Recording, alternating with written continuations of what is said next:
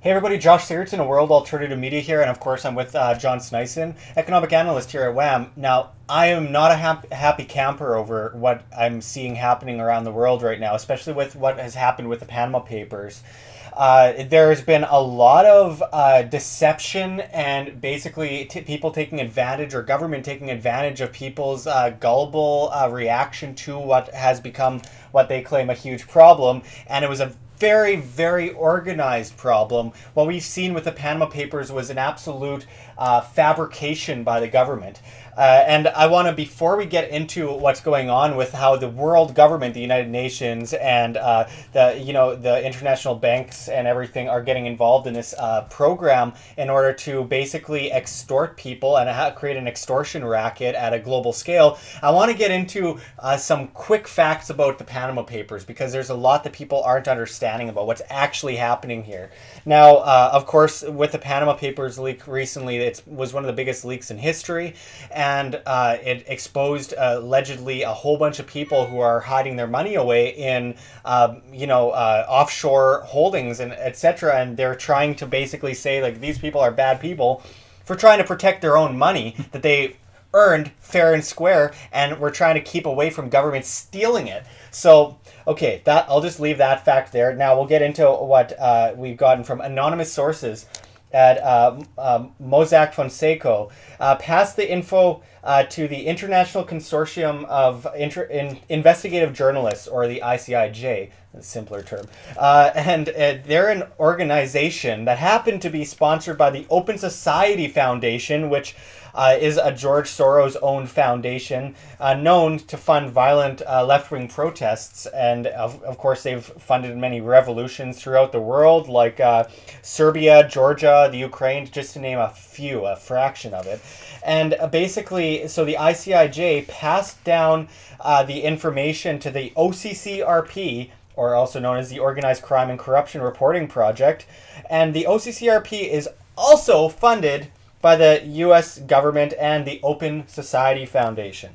Now, the OCCRP has been going after Putin for years in their shoddy reporting, and the other organization involved was USAID, which is complicit in funding violent left-wing revolutions with the Open Society Foundation.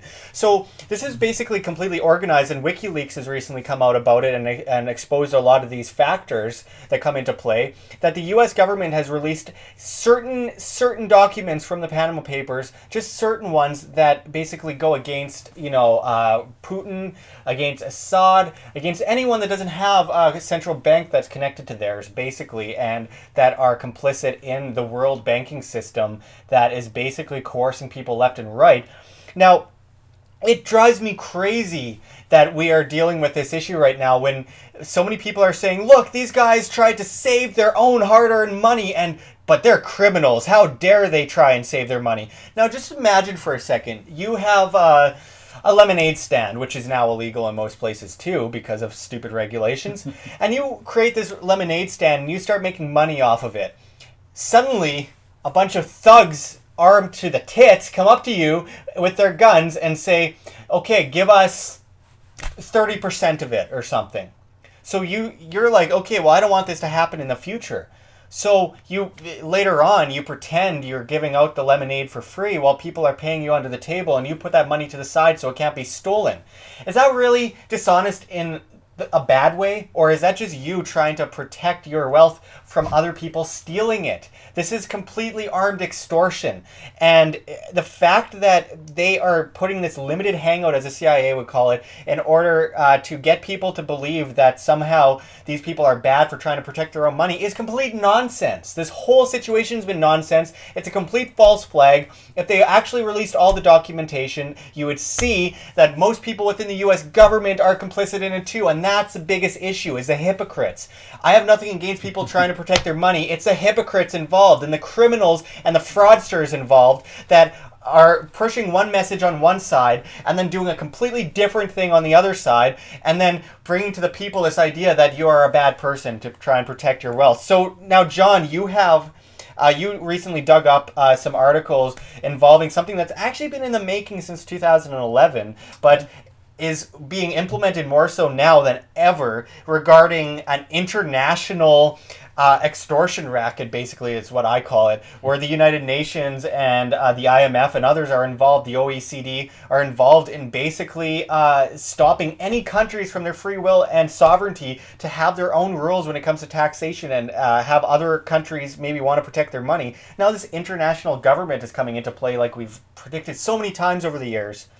And they are now planning to coerce governments throughout the world at an international scale to basically, show every bit of paperwork and basically have everything transparent for the international government to coerce them over. Can you go into what's going on here? Well, we need to be open, all of us, in order to make sure that everybody's paying their taxes, their tributes to the big government, right? So, also, like one more thing before I get into it with the Panama Papers is also, where's all the political elite? Just wait. If they released all of that, we got probably Obama and others that of course have their money because they don't want to get taxed either, but they're stealing that money because they're employed by the state. So they're stealing our money and then they're telling us that we have to behave. Doesn't matter if you're rich or poor, it's still wrong. Yeah, exactly. So I just wanted to quickly go into a report that I found when I was searching on the internet. And this is quite an interesting report. It's a 2011 report created by a group that OECD, a working group that they put together to help the agencies of the G20, the IMF, the UN, and the World Bank. And the report is called Supporting the Development of More Effective Tax Systems, a report to the G20 Development Working Group by the IMF, OECD, the United Nations, and the World Bank. Now, we're going to quickly go in and I'm just going to scroll down to the bottom of the report here. And then give you kind of the recommendation. This was back in 2011 when they actually created this. So it kind of like when you think about it that way, I'm starting to think about, was this Panama Papers just a complete what do you call it, the false flag? Not the ones that where you have people killed or anything, but was it a financial false flag in order to implement a world type of government control? Now, let me just read quickly from the summary of the recommendations that they put out to their partners, the UN and all the other guys. So mapping international assistance. So the one and first that they recommend is encourage technical assistance providers, especially bilateral providers, which are not as well documented as the multilateral providers, to establish mechanisms to regularly provide information on tax-related technical assistance by country, region, and broad topic activities for inclusion on the ITD website, unless the recipient wishes otherwise by the 2012 summit. So this was actually before the 2012 G20 summit. Yeah. Also, it's to encourage the OECD DAC to work together and with other donors towards more comprehensive, relevant, and user-friendly statistics on financial resources devoted to tax-related technical assistance activities. So this language, it's quite, it's very legal, the language. It's very hard to understand, academic, but from the way I'm looking at it here, it clearly comes that they want to share all the information that Josh said, and they want to share with everyone. Now, the knowledge management platforms that they want to implement is, I'll just go into the points here. Greater involvement of emerging market G20 countries in delivering advice and exchanging their experiences in a South context could be especially productive. Encourage countries to actively participate in regional and global knowledge sharing platforms, including their design and improvement, and facilitate communication amongst tax officials in sharing good practices. Encourage all countries and interested organizations to work together towards a more efficient and effective use of regional platforms by the means of the ITD and the United Nations. Encourage development of automatic software-based technical linkages between regional and international platforms with the objective of strengthening and broadening sharing knowledge mechanisms. So they want to share, our taxes and all our returns.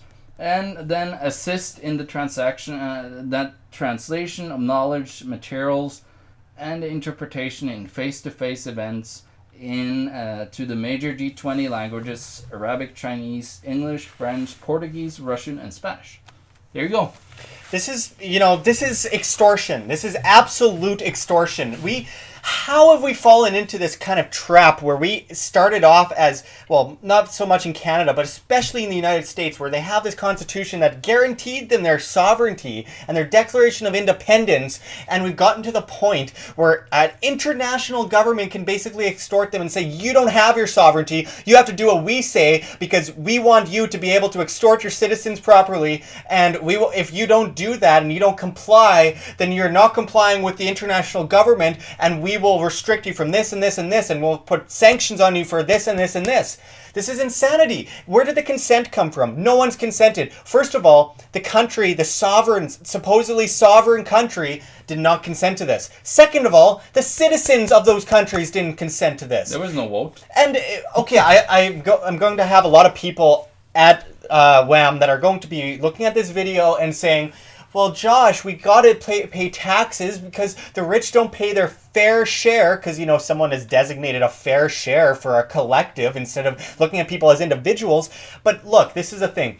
I'm against taxation for the poor. I'm against massive taxation for the rich. I'm only for voluntary taxation. The reason for that is because a lot of deception is out there, and what people need to understand is that most of the taxation actually goes to paying off the interest on the debt, which is accumulated by the creation of the money, and the problem comes down to the monetary system more than it comes to certain people paying out a certain amount. So you attack these business owners that are trying to pay their employees, and you end up affecting the wages of their employees. You cause unemployment, you cause outsourcing, you cause all the goddamn problems that liberals are always trying to say they're trying to solve. Whenever I hear, they say, well, we want to stop all this monopolization.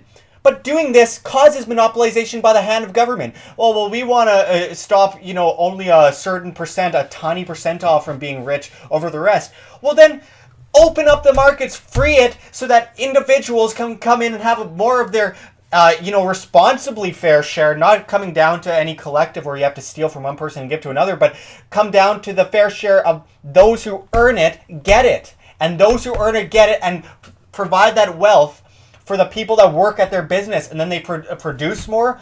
And therefore, by producing more, they create more capital. And by creating more capital, they hire more employees and give them higher wages. And people are happier. And, it's just a complete deception that we're seeing here, where we think that we need to extort people to death to the point where we keep saying, and it's a Hegelian dialectic, we keep saying, well, business is dying, our economy's dying, all this kind of stuff, and then we don't look at the reason, the root cause, which is always coming down to the actual monetary system, which you went into detail greatly in your book, At the End of Freedom, How Our Monetary System Enslaves Us, where we have this useless paper money that always inflates, always devalues in value, and it always causes debt, and then we end up paying interest on that debt, and it's fraudulent. We can have such a more richer society with more prosperity for every individual, rich and poor, if we looked at the money as opposed to looking at how we can take more people's rights away and steal their hard-earned money, which they use to help their employees. I'm sorry, I'm going on a tangent here, but it drives me fucking crazy that we are still dealing with this after so many years. And what I see is our taxation system, first of all, is completely written for the big crony capitalists that never get in trouble. There was none of them, involved, of course. Nobody of them had any money in the tax havens. But, it was these enemies that we don't like. Of course, they're bad. They kept their money there. But look at what's happening with the actual wealthy. Like, when we talk about the wealthy, we don't talk about that crony capitalist 0.1 elite. No. We're talking about the wealthy that actually create something, that innovate, and that start the businesses. They're getting chased out of country by country by country, because what you're having is somebody believes that, we're going to create so much wealth and, it's going to be so fantastic. Well, look at what happened in Britain in the late 60s. And we had our friend Edward Goodliff on, and he described it because he survived the 95% top tax And there was a whole bunch of people, not just the high elite. It's usually the rich middle class that gets hit here. The people that have businesses and so on that get hurt. Wait a second. What middle class? Oh, well, yeah. It's Exactly. middle class is getting destroyed anyways Yeah. with our monetary system. But now, what is happening is it's a two-tiered system where, the big guys, they don't pay any taxes whatsoever, but then they tell, the people that try to be productive and do stuff and create things, was like, oh, you better behave, you better pay your fair share of tax of 75%, which is in France, and 6,000 millionaires have left already, and I think it was as much as 7, 8, 10% of the entire business population have left France. And look at Portugal, look at Greece, look at other places. Individuals that used to provide something and have businesses, they've fled the country. Now you have just the dependent people that are left that the government just love, because now you're just subordinate and dependent on the government. The government just loves that, and they want that. That's the way it is. And when are we going to learn? I know there's a lot of real fraudsters that are involved in this whole Panama Papers leak. They're bad people. I'm not defending them, but they're bad people not for hiding their taxes. They're bad people for their actions, their corporatist actions. I have nothing against capitalism. Capitalism is what we don't have anymore. Capitalism doesn't exist anymore. What we have is fascist control. As Mussolini says it's corporatism. And Mussolini would know. He was a terrible man who ran the fascist party. Now, so there's all these corporatists running amok, and that's created by the hand of government and big government monopolization. And all these people are saying, look at these horrible crony capitalists everywhere. Let's name it what they are. They're corporatists, and it has nothing to do with the free market. It's the exact opposite. And of course, they're using that argument against the free market by claiming that the exact opposite of the free market is a free market in order to mix people up, deceive people, and cause the exact opposite. And to bring in collectivism. Absolute collectivism. And, I don't like the richest 0.01%. Who does? They're mostly evil individuals. I'm talking about I'm saying that not all rich people are bad. Most rich people are not bad people. There's a lot of great people out there. I mean, when you get up to the top bracket of the rich, they're usually that way for a reason, because they've cooperated with certain system. The financialized system. They use that to get ultra rich, because they have the benefit that we don't have. We can't get to and borrow money for 0%, while people, the poor and the middle class have to borrow for 5 to 2,000% on the money lenders. What we're going to end up with here, if we don't stand our ground as sovereign individuals that we should be, is we're going to have well, now we have, the national government taxing us. We got the provincial government taxing us here in Canada. We got the local government taxing us. Well, now we're adding a fourth tier, which is a global government. That's where we're going if we don't stand up and start to understand what's going on here. This is absolutely, basically a planned out invasion of sovereignty for the richest 0.1%, because the fact of the matter is they benefit the most from the debt of the individual. When everyone's a debt slave, it is the top bracket that survives the most and prospers the most, while we all fight over food rations, while we all fight over our ability to live and take care of our family and take care of ourselves and defend ourselves. This is an orchestrated collapse of society from the top down. And people welcome it in, thinking that it's going to do the exact opposite and bring prosperity. Most individual people we find on this planet are in support of what the UN is doing here. And we need to shout from the rooftops what this is actually doing to every sovereign individual on this planet, as we get turned into corporate entities, as we're turned into pawns in their game, while we fight for their right to destroy our rights, to put us into a collectivist society that is completely tyrannical, that completely destroys every individual liberty we have and puts us into this one barrel of one individual. That's what they see us as, just a bunch of bugs. And to them, they just want to crush that whole anthill in one stomp. And you know what? We're the ones that are saying, come on over here. We'll draw the target for you. Come on. We need to put our minds together and have a complete understanding of where this is coming from the monetary system to just the sustainable living programs and policies that are being created at an international scale that look good but actually completely destroy our sovereignty and our individual rights. We got to look at how they are literally trying to squeeze every penny out of us while creating debt that we pay interest on that completely destroys our society. People, please, I beg you to listen to us on this. This is insanity. We are walking right into the fire. And the only people that can save us is us ourselves as individuals. Yeah. Sharing this video is a start, but we need you out there with us. We need you standing with us, because the most important thing, and there's a reason why economics is so complex. It's that way for a reason. It really isn't that complex. The fact is it's created that way so that people don't understand it, because it's one of the most important things in our society to understand is a monetary system. Yeah. What Henry Ford said, if one person in a million understood the monetary system, it'd be a revolution tomorrow. And this is what we're seeing here. Is this the New World Order? This is exactly the New World Order. This is exactly what people have been warning about.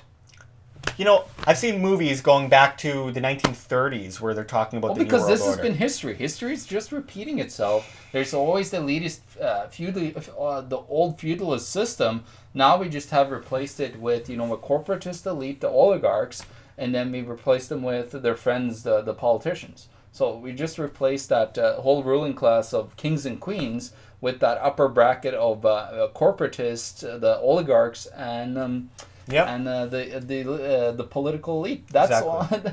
We live in the same exact system as we did with a king and a queen that took rent from us living on their land. Yep. And you know what? I just want to lay this out there. We are going to be talking about this more in the future, obviously, because we have no choice. We're forced into the situation. We have absolutely no choice. The government doesn't give a shit about any of us. They don't. They use us as pawns. We're going to get into this more in the future. But I just wanted to make a message for those globalist scumbags out there that might just be watching this video. We're coming for you. And it won't be pretty. We are coming for you, and we're going to destroy your plans to completely enslave every individual. We know you're most of the way there, but you have to get through 7 billion people before you succeed. We'll see how you do on that, but you know what? We're damn good fighters, aren't we? We're not going to stand down to you guys. For ourselves. The people are learning. We are winning the info war, and we will succeed. Liberty shall prevail, and you scumbag globalists are going down. Thank you, John, for bringing this story to us again. This is John Sneisen, Josh Sigurdsson, signing out from World Alternative Media. Find the truth, be the change.